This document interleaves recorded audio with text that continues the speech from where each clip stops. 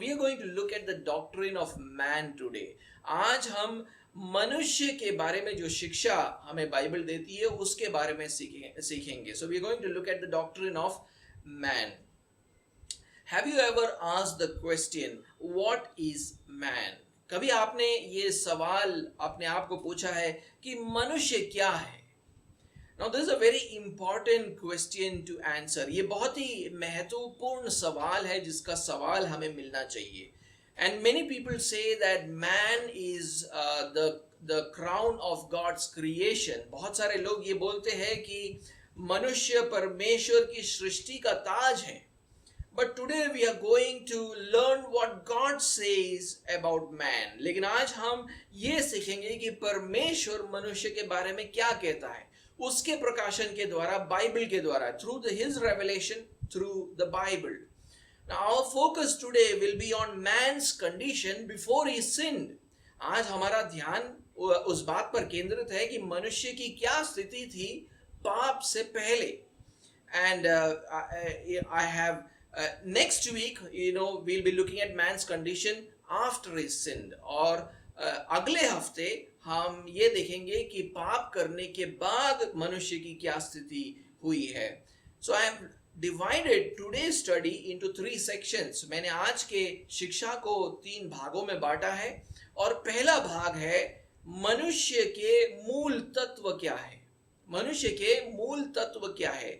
The first section of today's study is what are the essential elements of man. What is he made up of? किससे बना है वो. Now man consists of 2 parts, the physical element and the spiritual element. मनुष्यों को 2 भाग में बांटा गया है या 2 भाग से बना है. वो है, एक है शारीरिक तत्व और दूसरा है उसका आत्मिक तत्व. That is why the Bible talks about body and soul, or in other places it talks about body and spirit. उसीलिए बाइबल जो है शरीर और प्राण की बात करता है या कुछ जगहों पर शरीर और आत्मा की बात करता है. हम जल्दी से कुछ आयतों को देखेंगे. मत्ती का 6वां अध्याय 25वां आयत. Let's look at Matthew chapter 6 and verse 25. It says, therefore I tell you, do not be anxious about your, it is soul, in some translations it is life.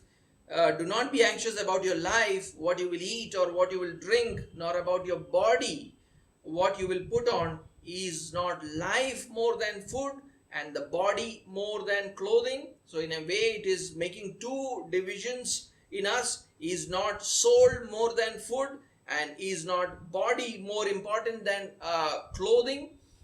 So एक बार मैं हिंदी में पढ़ूंगा. इसलिए मैं तुमसे कहता हूं कि अपने प्राण के लिए ये चिंता न करना कि हम क्या खाएंगे और क्या पिएंगे, और ना अपने शरीर के लिए कि क्या पहनेंगे. क्या प्राण भोजन से और शरीर वस्त्र से बढ़कर नहीं. तो वहां पर जो है मनुष्यों को 2 मुख्य भागों में बांटा जा रहा है.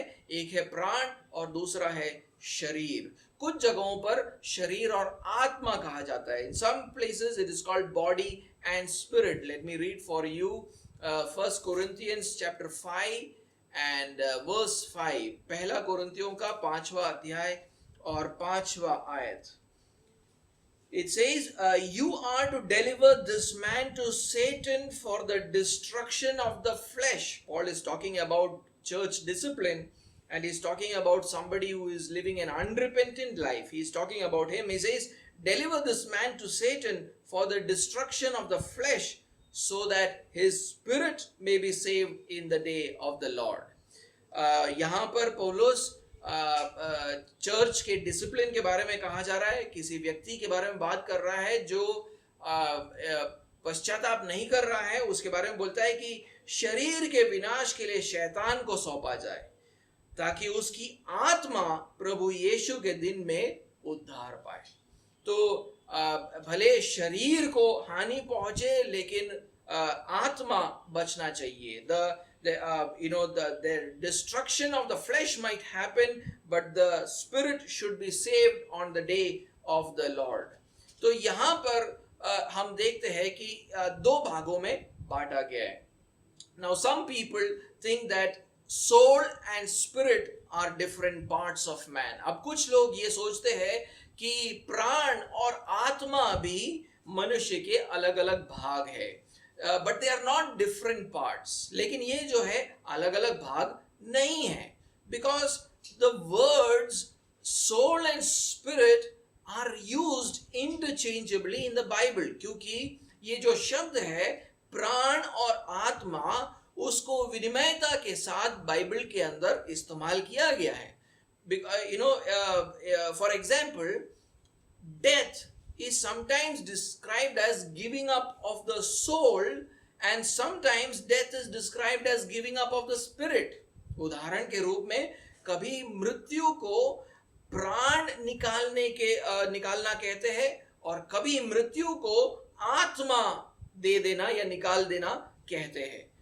हम कुछ आयतों को पढ़ेंगे. Let's look at Genesis chapter 35 and verse 18. Let us look at Genesis 35 verse 18. उत्पत्ति का 35वां अध्याय और 18वां आयत. उत्पत्ति 35वां अध्याय 18वां आयत. And as her soul was departing, so in the bracket it's written for she was dying, so her death is coming. So what is it written? Her soul was departing. So she called his name Benoni, but his father called him Benjamin. वहां पर ऐसा लिखा है, तब ऐसा हुआ कि वह मर गई और प्राण निकलते निकलते उसने उस बेटे का नाम बेनोनी रखा, पर उसके पिता ने उसका नाम बिन्यामिन रखा. यहाँ पर जो मरने की अवस्था को ये बोला जा रहा है कि प्राण निकल रहा है. तो यहाँ पर प्राण शब्द का इस्तेमाल हो रहा है मृत्यु के लिए. So the word soul is being used when talking about death. But let us also look at other places where it talks about the spirit. कुछ और आयतों में आत्मा शब्द का इस्तेमाल किया जाता है. Let me take Acts chapter 7 and verse 59. प्रेरितों का कृत्य 7वां आयत 59वां आयत, verse 59. And falling,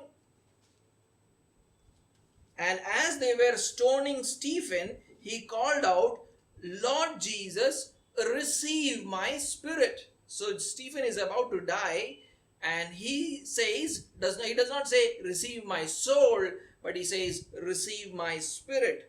वहां पर लिखा गया है कि स्टीफनस पर पथराव करते रहे और वह यह कहकर प्रार्थना करता रहा, हे प्रभु यीशु, मेरी आत्मा को ग्रहण कर.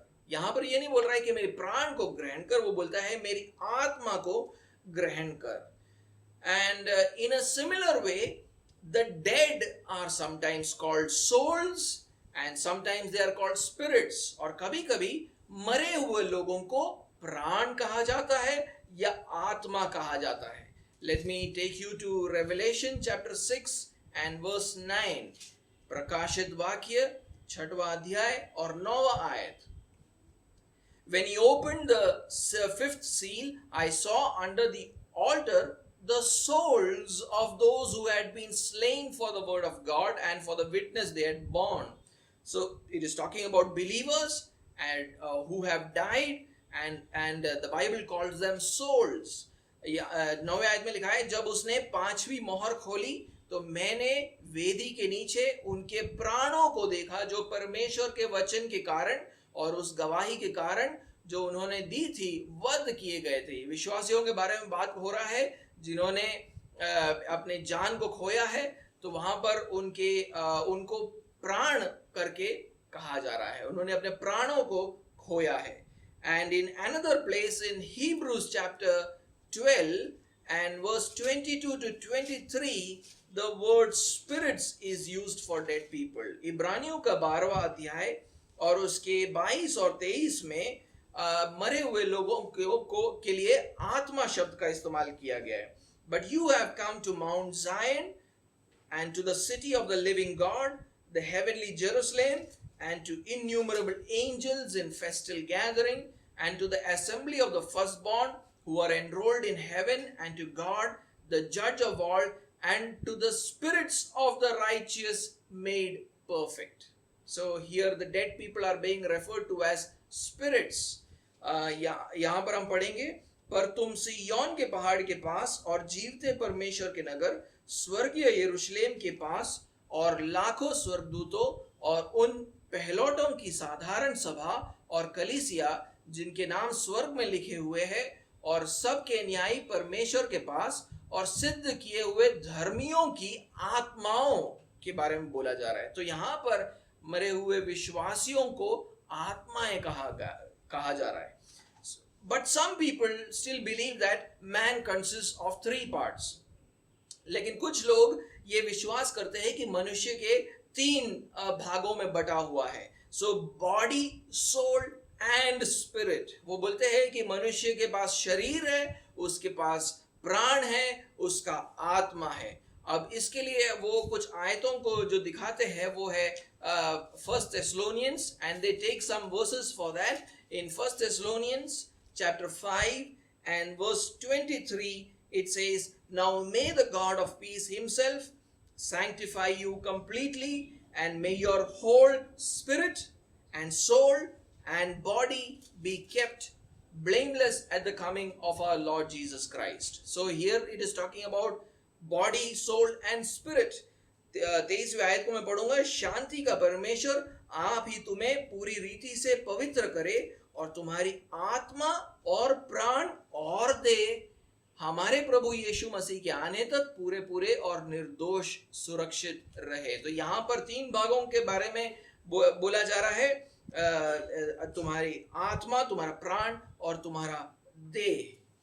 Does that mean that man consists of 3 parts? क्या इससे हम ये अर्थ निकाल सकते हैं कि मनुष्य 3 हिस्सों में बांटा गया है? Most scholars believe that both soul and spirit are actually components of the spiritual element in man.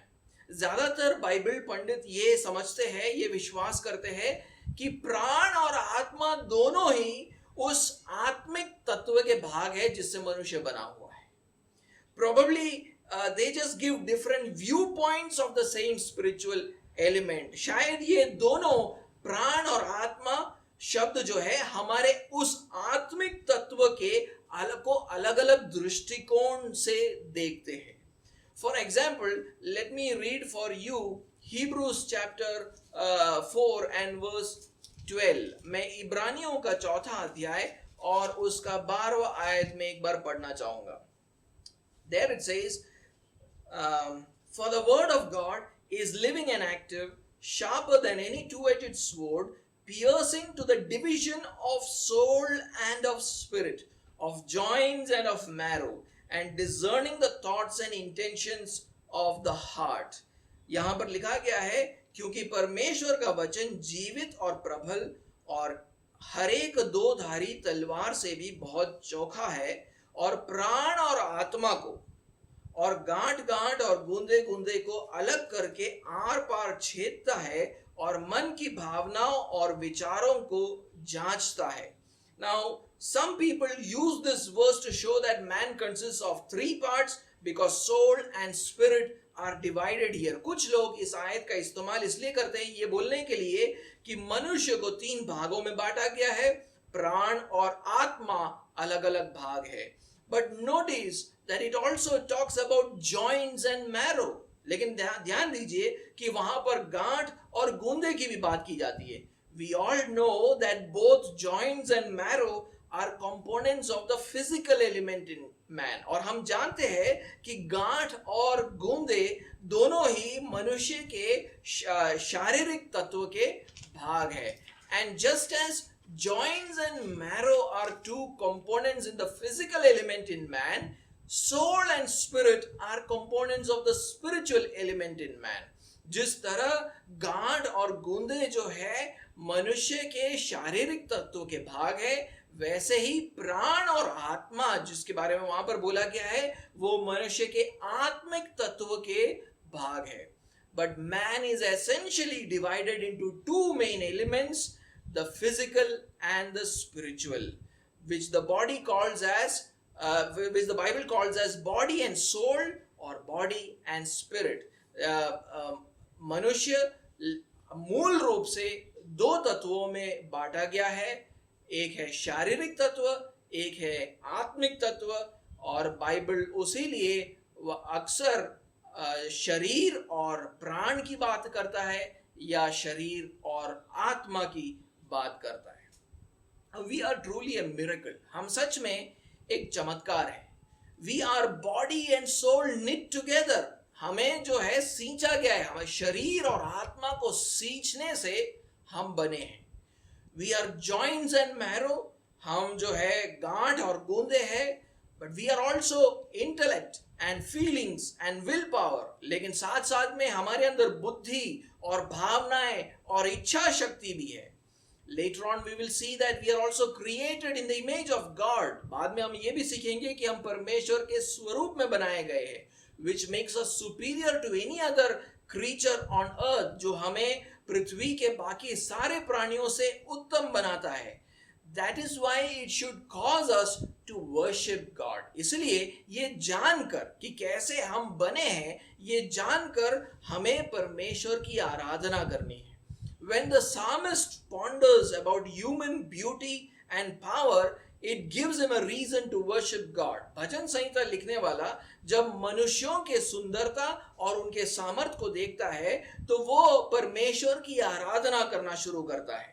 Let us read Psalm 139 and verse 13 to 14. हम एक बार भजन संहिता 139 पढ़ेंगे और उसका 13वां और 14वां आयत हम पढ़ेंगे। Psalm 139 and verse 13 and 14. For you formed my inward parts. You knitted me together in my mother's womb. I praise you, for I am fearfully and wonderfully made. Wonderful are your works, my soul knows it very well. वो बोलता है, मेरे मन का स्वामी तो तू है, तूने मुझे माता के गर्भ में रचा।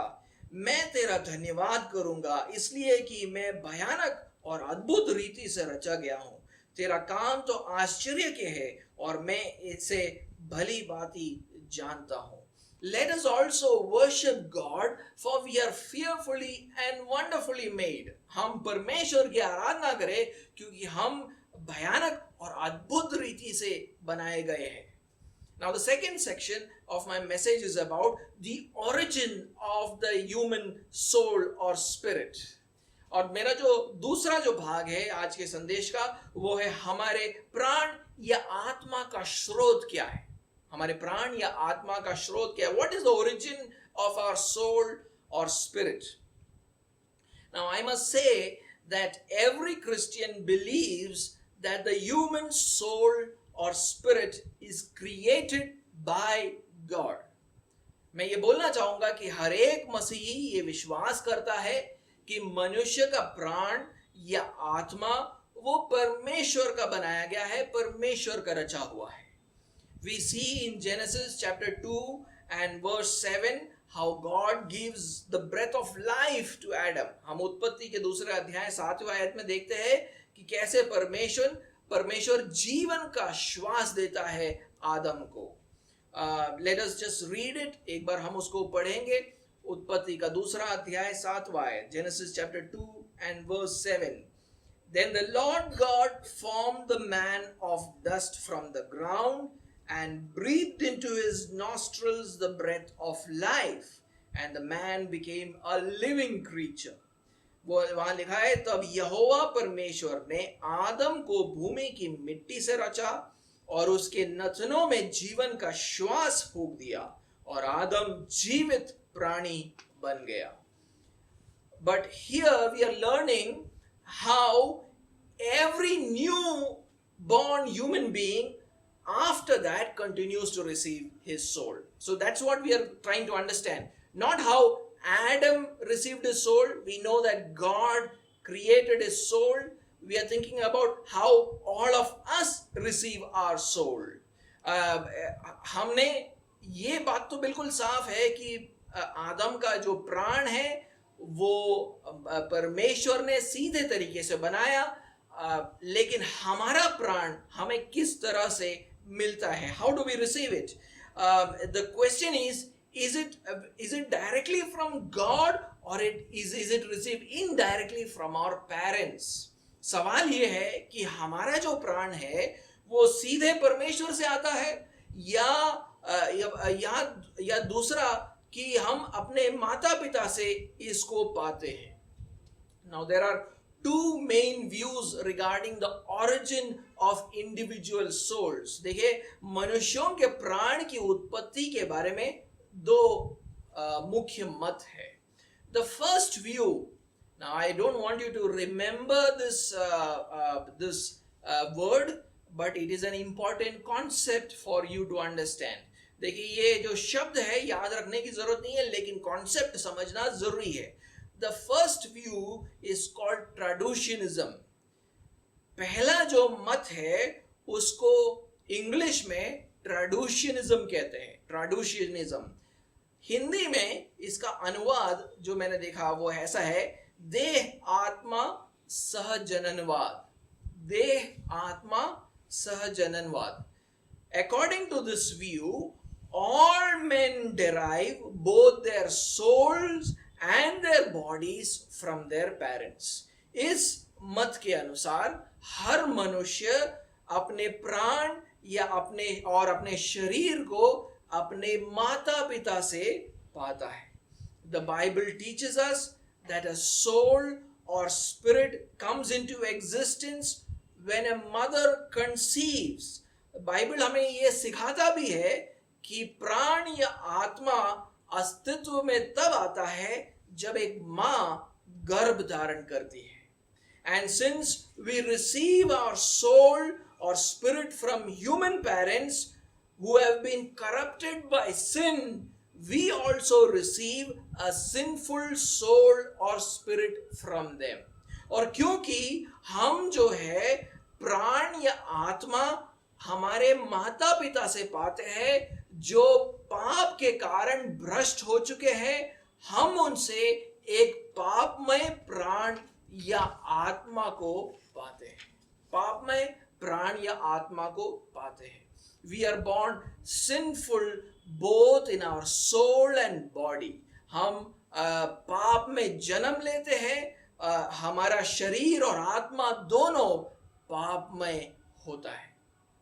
That is why David says in Psalm 51 verse 5 that behold, I was brought forth in iniquity and in sin my mother conceived me.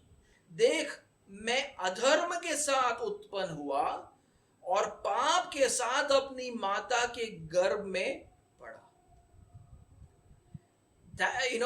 Because we receive a soul and body which is corrupted by sin, we will all die. और क्योंकि हम एक पाप से भ्रष्ट हुआ आत्मा और शरीर को पाते हैं, हम सब का मृत्यु भी होता है. That is what Paul says in Romans chapter 5 and verse 12. इसी बात को पौलुस रोमियो के 5वें अध्याय और उसके 12वें आयत में कहता है. Let me just read that for you. Romans chapter 5 and verse 12. Romeo का 5वां अध्याय 12वां आयत. Therefore, just as sin came into the world through one man, and death through sin, and so death spread to all men because all sinned. For वहां पर ऐसा लिखा है, इसलिए जैसा एक मनुष्य यानी आदम, एक मनुष्य के द्वारा पाप जगत में आया और पाप के द्वारा मृत्यु आई, और इस रीति से मृत्यु सब मनुष्यों में फैल गई क्योंकि सबने पाप किया. Now Adam was our first ancestor. देखिए, आदम जो है हमारा पहला पूर्वज है. He was also our representative chosen by God. वो हमारा प्रतिनिधि भी था जिसको परमेश्वर ने चुना था. When he sinned, sin spread into the whole world. जब उसने पाप किया तो पूरे जगत में पाप फैल गया. Because his sin is considered to be every man's sin. क्योंकि उसके पाप को हर मनुष्य का पाप गिना जाता है. And because death results from sin, death also spread to all men through Adam's sin. और क्योंकि मृत्यु पाप के द्वारा आता है, उसलिए मृत्यु जो है आदम के पाप के द्वारा हर मनुष्य में फैल जाता है. So every human being receives his sinful soul from his parents through the natural birth process. तो इसका मतलब है कि हर एक मनुष्य एक पापमय प्राण को या आत्मा को पाता है अपने जन्म के प्रक्रिया के द्वारा. Now in support of this view, इस मत के समर्थन में Bible talks about how unborn people were in the loins of their fathers. उसीलिए बाइबल जो है ये बात करता है कि कैसे अजात मनुष्य वो अपने पिता के देह में थे, अपने पिता के देह में थे. अजात मनुष्य अपने पिता के देह में थे.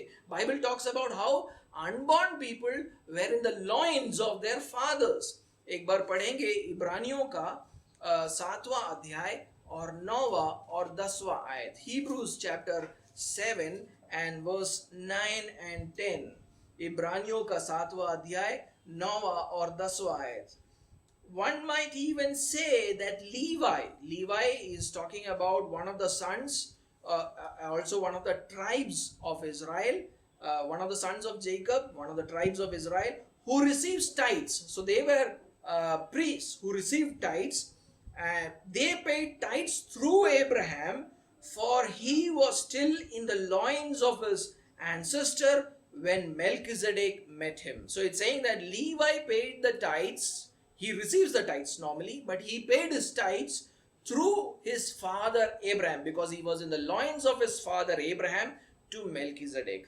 यहाँ पर ये लिखा जा रहा है कि तो हम यह भी कह सकते हैं कि लेवी यानी लेवी याकूब का एक पुत्र है और इज़राइल का एक गोत्र है. लेवी ने भी जो 10वां अंश लेता है, वो क्योंकि वो याजक थे, वो सबसे 10वां अंश लेते थे. अब्राहम के द्वारा 10वां अंश दिया, लेकिन उन्होंने अब्राहम के द्वारा 10वां अंश दिया. कैसे? क्योंकि जिस समय मल्कीसेदेक ने अपने पिता से भेंट की, उस समय वह अपने पिता की देह में था. तो यानी लेवी जो है पैदा नहीं हुआ था, लेकिन ये बोला जा रहा है कि वो अब्राहम के देह में था और उसके द्वारा उसने दशमांश दिया. तो ये इस बात को once again the emphasis is on how we receive our body and soul from our parents. इस बात पर जोर दिया जा रहा है कि कैसे हम अपने आत्मा और शरीर को हमारे माता पिता के द्वारा पाते हैं. Science also tells us that all the genetic information is present from the moment a human life is conceived in the mother's womb. विज्ञान हमें सिखाता है कि जितना भी हमारे अंदर जो जेनेटिक इंफॉर्मेशन है वो जैसे ही एक माँ गर्भ धारण करती है तभी से उस बच्चे के शरीर में सारा जेनेटिक इंफॉर्मेशन मौजूद होता है. So at the moment of conception itself, the baby gets all the genetic information. जैसे ही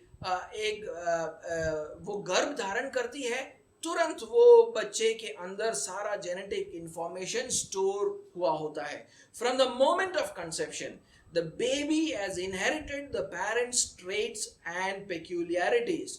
जैसे ही वो गर्भ धारण करती है तो वो बच्चे ने अपने माता पिता के विशेषताएं उनसे पाई. माता पिता के विशेषताओं को बच्चे ने उनसे पाई है. He receives his spiritual and physical aspects of his existence from his parents. वो अपने आत्मिक और शारीरिक पहलुओं को अपनी माता और पिता से पाता है. Now there was only one exception to this rule.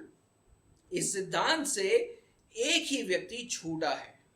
इस सिद्धांत से एक ही व्यक्ति छूटा है, and that was Jesus Christ. और वो थे यीशु मसीह. Jesus received his soul and body directly by the work of the Holy Spirit. यीशु मसीह ने अपना शरीर और आत्मा दोनों पवित्र आत्मा के कार्य के द्वारा पाया. That is why in Matthew chapter 1 and verse 20, an angel tells his father Joseph, he says, "Do not be afraid to take Mary as your wife, for the child who has been conceived in her is from or of the Holy Spirit. मत्ती के पहले अध्याय 20वें आयत में स्वर्गदूत आकर यीशु मसीह के पिता यूसुफ से क्या कहता है, तू अपनी पत्नी मरियम को अपने यहाँ ले आने से मत डर, क्योंकि जो उसके गर्भ में है वह पवित्र आत्मा की ओर से है। जैसे कि मानो स्वर्गदूत बोल रहा है, ये जो नॉर्मल जो बर्थ प्रोसेस है उसको बाईपास करते हुए परमेश्वर ने यीशु मसीह को अब उसके माँ के गर्भ में रखा। So, the angel is saying that, bypassing the natural birth process, this time God has placed Jesus into his mother's womb. And, so the second view, what is the second view? दूसरा मत क्या है? It is called creationism. उसको कहते हैं सृष्टिवाद. Now, according to this view, men derive their souls directly from God. इस मत के अनुसार हर एक मनुष्य अपने प्राण को सीधा परमेश्वर से पाते हैं, यानी अपने माता पिता के द्वारा नहीं पाते, बट सीधा परमेश्वर प्राण को रचता है हमारे लिए. So God directly creates a soul in us instead of it coming through our parents. That God creates a soul for every person who is born into this world. ये मत कहता है कि परमेश्वर इस दुनिया में जन्म लेने वाले हर इंसान के लिए एक आत्मा या प्राण का सृष्टि करता है. But they receive their bodies from their parents through the natural process of birth. लेकिन वो अपने शरीर को अपने माता पिता से पाते हैं. Those who believe in this view say that the Bible shows that the body and soul of man have different origins. जो लोग इस मत पर विश्वास रखते हैं वो कहते हैं कि बाइबल ये कहता है, सिखाता है कि शरीर और प्राण का स्रोत अलग अलग है. For example, they take Ecclesiastes chapter 12 and verse 7. उदाहरण के लिए वो सभोपदेशक और उसका 12वां अध्याय और उसका 7वां आयत लेते हैं. Ecclesiastes chapter 12 and verse 7. सभोपदेशक 12वां अध्याय 7वां आयत. And the dust returns to the earth as it was, and the spirit returns to God who gave it. यहाँ पर ये बोला जा रहा है, जब मिट्टी ज्यों की त्यों मिट्टी से मिल जाएगी, यानी हमारे शरीर के बारे में बात हो रहा है. When it talks about the dust, it is talking about our body. और फिर बोला जाता है और आत्मा परमेश्वर के पास जिसने उसे दिया लौट जाएगी. But creationism has some difficulties to resolve. लेकिन सृष्टिवाद को बाइबल में से उत्पन्न होने वाले कुछ मुश्किलों का सामना करना पड़ता है. The book of Genesis says that God finished his work of creation by the 7th day. And on the 7th day, he rested from the work of creation. उत्पत्ति का किताब हमें सिखाता है कि परमेश्वर अपने सृष्टि के काम को उसने खत्म किया 7वें दिन, और 7वें दिन को उसने अपने सृष्टि के कार्य से आराम किया. एक बार उसको पढ़ेंगे, उत्पत्ति का 2रा अध्याय और 2रा आयत. Let's read Genesis chapter 2 and verse 2. And on the 7th day, God finished his work that he had done, and he rested on the 7th day from all his work that he had done. दूसरा आयत में कहता है, परमेश्वर ने अपना काम जिसे वह करता था 7वें दिन समाप्त किया, और उसने अपने किए हुए सारे काम से 7वें दिन विश्राम किया. If God rested from his work of creation, means that he did not engage in any new creative work after that when a new person was born. इसका मतलब ये हुआ कि परमेश्वर ने अगर अपने कार्य से आराम किया तो इसका मतलब ये है कि जब दूसरे व्यक्ति जन्मे तब उसने कोई नया सृष्टि का काम नहीं किया.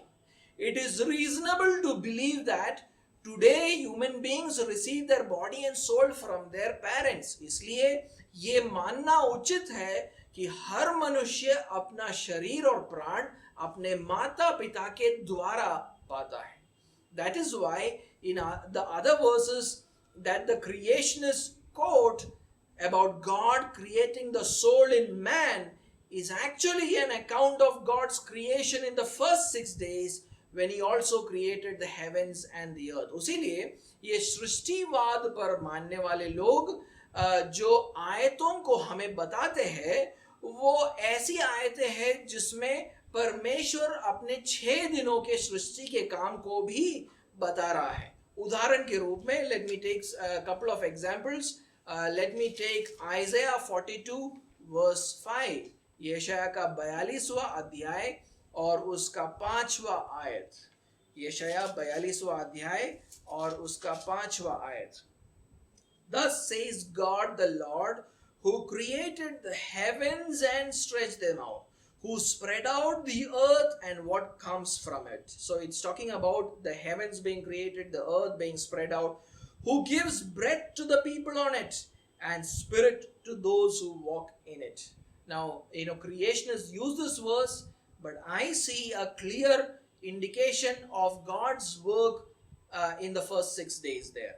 यहाँ पर यह बोला जा रहा है परमेश्वर जो आकाश का सर्जने और तानने वाला है वह उपज सहित पृथ्वी का फैलाने वाला और उस पर के लोगों को सांस और उस पर के चलने वालों को आत्मा देने वाला यहोवा है, वह यूं कहता है. तो यहाँ पर परमेश्वर को आत्मा देते हुए कहा तो जरूर गया है, लेकिन यहाँ पर सृष्टि के कार्य को भी साथ में जोड़ा गया है कि यहाँ पर यह बोला जा रहा है कि आकाश और पृथ्वी को भी उसने सिरजा. इसी तरह से हम जकरिया के 12वें अध्याय और पहले आयत में भी देखते हैं. The same thing we see in Zechariah chapter 12 and verse 1. Let's read that. जकरिया का 12वां अध्याय और पहला आयत. The burden of the word of the Lord concerning Israel. Thus declares the Lord, who stretched out the heavens and founded the earth and formed the spirit of man within him. वो बोलता है Israel के विषय में यहोवा का कहा हुआ भारी वचन, यहोवा जो आकाश का तानने वाला, पृथ्वी की नींव डालने वाला और मनुष्य की आत्मा का रचने वाला है, उसकी यह वाणी है. फिर से यहाँ पर स्वर्ग और पृथ्वी के सृष्टि के साथ ये बोला जा रहा है कि आत्मा को देने वाला परमेश्वर है. Another problem with this view is how to explain the sinful nature of our soul. सृष्टिवाद के साथ दूसरा एक प्रॉब्लम ये है कि हम अपने पापमय चरित्र का हिसाब कैसे दें. क्या परमेश्वर ने पापमय प्राण बनाया? Did God make the soul sinful? But those who believe in this view will say that God creates the soul, but it inherits the moral condition from Adam. जो लोग इस पर विश्वास करते हैं वो ये बोलेंगे कि परमेश्वर ने प्राण को रचा, लेकिन जो नैतिक चरित्र है वो हम आदम से पाते हैं. Now, there are Christians who hold both these views. देखिए मसीही लोग ये इनमें से दोनों मतों में से किसी भी एक मत को लेते हैं. But overall, I find the first view, traducianism, to be more biblically consistent.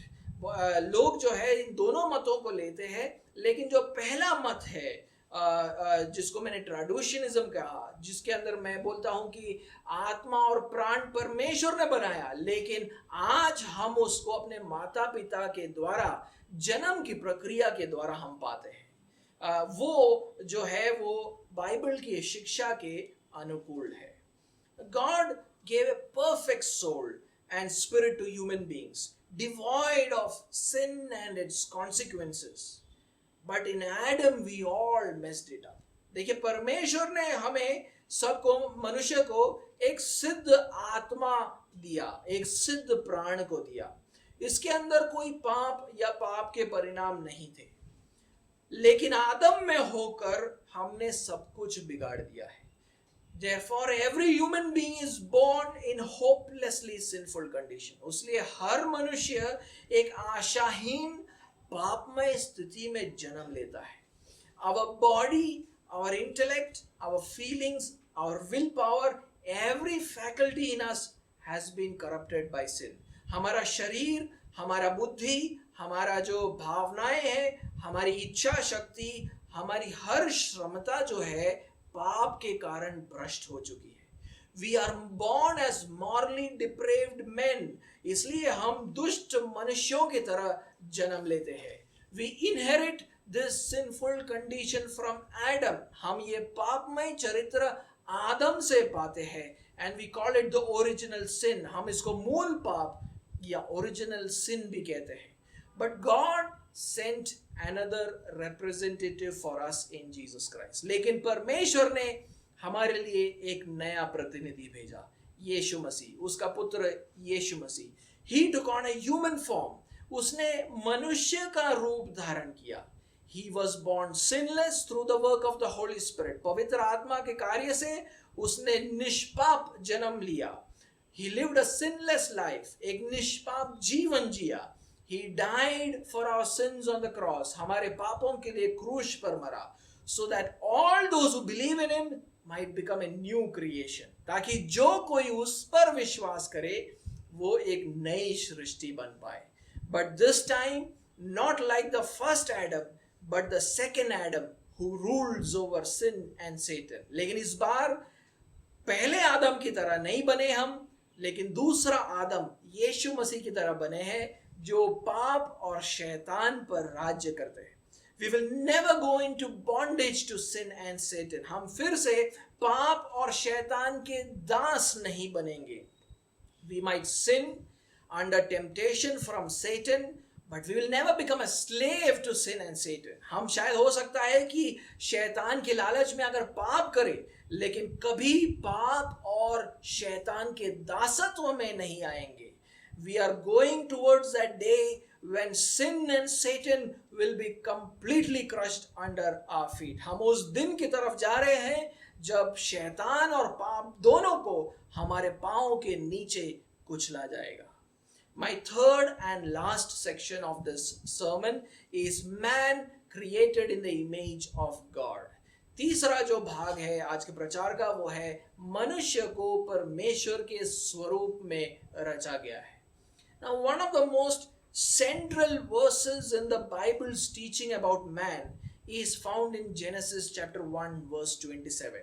देखिए मनुष्यों को लेकर बाइबल की जो शिक्षा है उसके केंद्र में है उत्पत्ति का पहला अध्याय और 27वां आयत. एक बार हम उसको पढ़ेंगे. Let's read that in Genesis chapter 1 and verse 27. It says, so God created man in his own image. In the image of God he created him.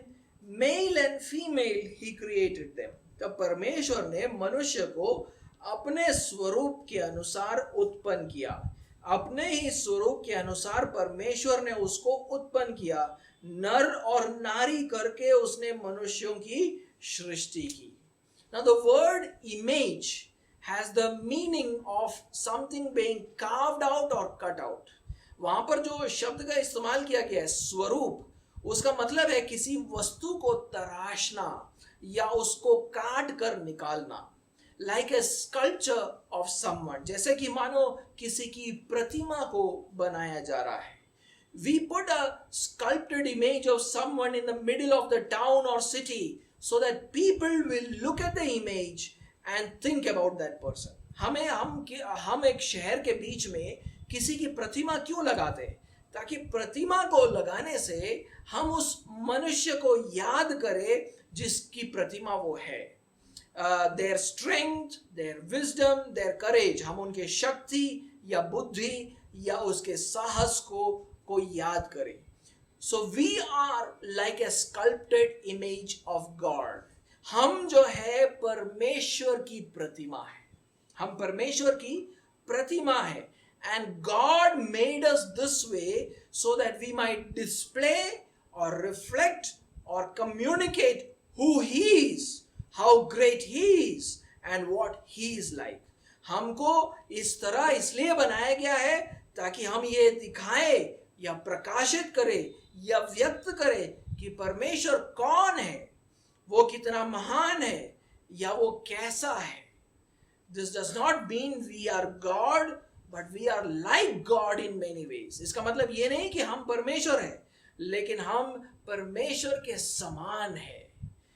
So the next question is, how are we like God? तो अगला सवाल ये होना चाहिए कि हम परमेश्वर के समान कैसे हैं. Different people have answered this question in different ways. अलग अलग लोगों ने अलग अलग तरीकों से इसको समझाने का प्रयत्न किया है. Some people say that since only human beings were created in the image of God and not animals or any other creation, the image of God resides in the way we are distinct from other creatures, especially animals. वो ये बोलते हैं कि क्योंकि सिर्फ मनुष्यों को परमेश्वर के स्वरूप में रचा गया है और जानवरों को और बाकी सृष्टियों को परमेश्वर के स्वरूप में नहीं रचा गया है, परमेश्वर का स्वरूप इस बात में पाया जाता है कि हम मनुष्य बाकी सृष्टि से कैसे अलग है. For example, unlike animals, humans have the capacity to make moral decisions. जानवरों से भिन्न मनुष्यों के पास नैतिक निर्णयों को लेने की क्षमता है. They have a conscience which tells them what is right and wrong. मनुष्यों के पास एक विवेक होता है जो उनको बताता है कि सही क्या है और गलत क्या है.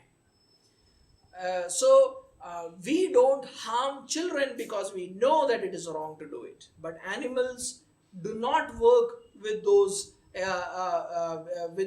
right thinking of right and wrong. हम जानते हैं कि बच्चों को हानि पहुंचाना गलत है या किसी भी मनुष्य को हानि पहुंचाना गलत है, लेकिन जानवर ऐसी सोच लेके नहीं चलते हैं. जरूरत पड़ते हैं तो वो हानि पहुंचाते भी है.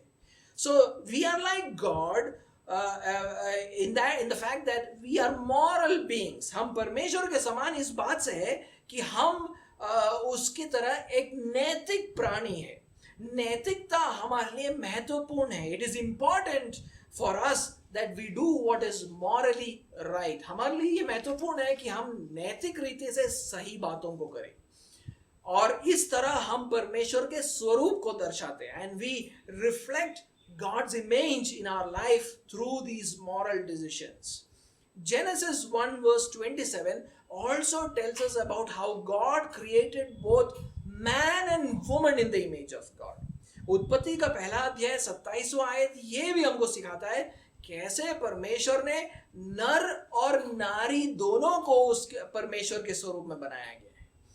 God wanted human beings to reflect His image through relationships and community. परमेश्वर चाहता है कि मनुष्य जो है उसके स्वरूप को दर्शाए कैसे?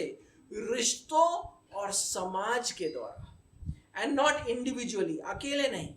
Just as God exists in 3 persons and every person loves each other, जैसे परमेश्वर के अंदर 3 व्यक्तित्व है और हर एक व्यक्ति एक दूसरे से प्रेम करता है, human beings also should reflect the image of God through loving relationships and community. वैसे ही मनुष्यों को परमेश्वर के स्वरूप को एक प्रेममय रिश्तों और समाज के द्वारा दर्शाना है. It should be reflected in our marriages, families and societies. हमें परमेश्वर के स्वरूप को दर्शाना है हमारे शादी में, हमारे कुटुंबों में और हमारे समाज में. Because God lives in community and there is love in this community. क्योंकि परमेश्वर खुद एक समाज में रहता है और वहां पर एक दूसरे से प्रेम है. हर व्यक्ति दूसरे से प्रेम करता है. पिता पुत्र से प्रेम करता है, पुत्र पिता से प्रेम करता है. Father loves the son loves the father. So there is a loving community in God. It is reflected through our relationships and society.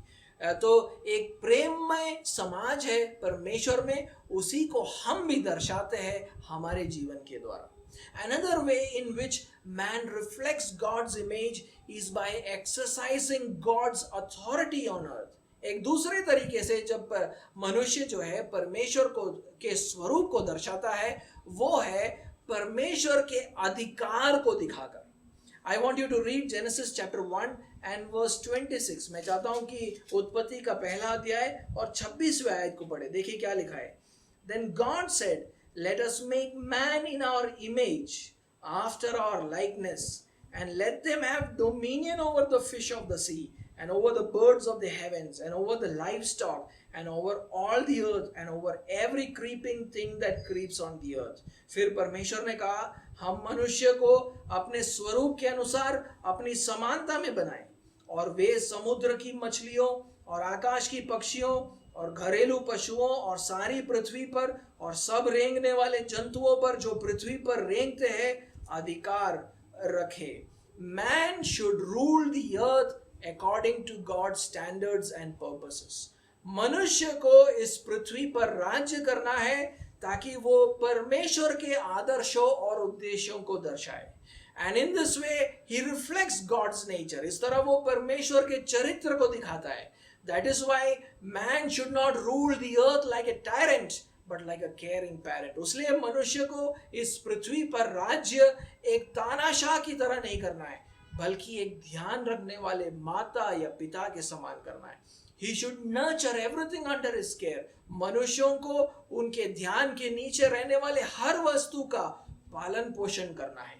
His purpose is not to harm, but to do good to nature, to animals and to other human beings. उसका उद्देश्य हानि पहुंचाना नहीं, पर बल्कि प्रकृति, पक्षी, जानवर और बाकी मनुष्यों पर भलाई करना होगा. तो जिस तरह हम राज्य करते हैं, ध्यान रखते हैं सृष्टि का, हम परमेश्वर के स्वरूप को दर्शाते हैं. By ruling or caring for the things under us, we reflect the image of God. Man also had intimate knowledge of God, which made him a worshipper of God. मनुष्यों के पास परमेश्वर के बारे में एक गहरी समझ थी, जिसके कारण वो परमेश्वर की आराधना करता था. Man was also created righteous and holy before God, so that he could have communion with God. वो धर्मी और पवित्र था ताकि वो परमेश्वर के साथ संगति कर पाए. But sin distorted or defaced the image of God in man.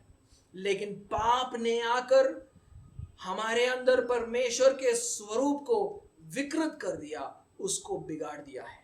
When man committed sin, he became guilty, was alienated from God, and became corrupted in his body and soul. जब मनुष्य ने पाप किया, वो दोषी ठहरा, वो परमेश्वर से अलग हुआ और उसका शरीर और आत्मा में वो दुष्ट हो गया.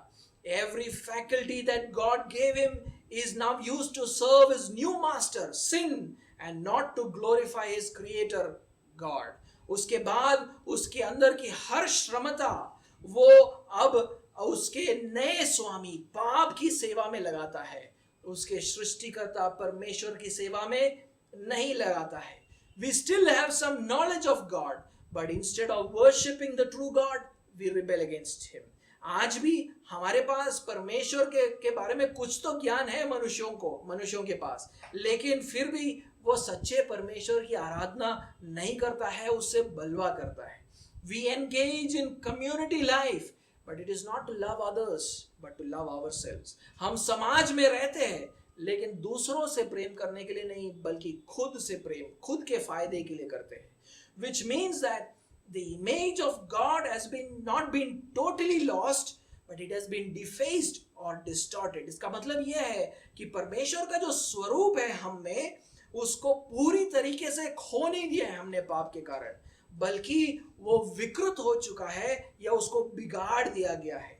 That is why in the Bible, murdering or cursing a sinful man is still considered an attack on the image of God. उसीलिए बाइबल के अंदर किसी व्यक्ति का हत्या करना या उसे श्राप देना वो परमेश्वर के स्वरूप पर हमला करने के बराबर है. any kind of physical or spiritual attack on any man, no matter how sinful he is, it is an attack on the image of God. हम किसी भी मनुष्य के ऊपर, भले वो कितना ही पापमय क्यों ना हो, हम उसके शारीरिक या आत्मिक बातों के, गुणों के ऊपर हम वार करेंगे तो हम परमेश्वर के स्वरूप पर वार कर रहे हैं. It is an act of rebellion against God. परमेश्वर के खिलाफ बलवा करने के जैसे है. The image of God has not totally been lost on account of sin, but it has been distorted or defaced. परमेश्वर का जो स्वरूप है हमें, वो हमने पूरी तरीके से तो नहीं खो दिया, लेकिन वो विकृत हो चुका है, बिगड़ गया है. Richard Phillips says that a good illustration of the image of God in fallen man is that of an automobile windshield, the windshield of the car that has been shattered. The glass remains there, but it is so damaged that it will no longer function properly. Richard Phillips नाम का एक व्यक्ति बोलता है कि परमेश्वर का जो स्वरूप हम में है, पापमय मनुष्य के अंदर जो है, उसका उदाहरण हम ले सकते हैं एक गाड़ी के सामने जो शीशा है उसके टूटने के समान है.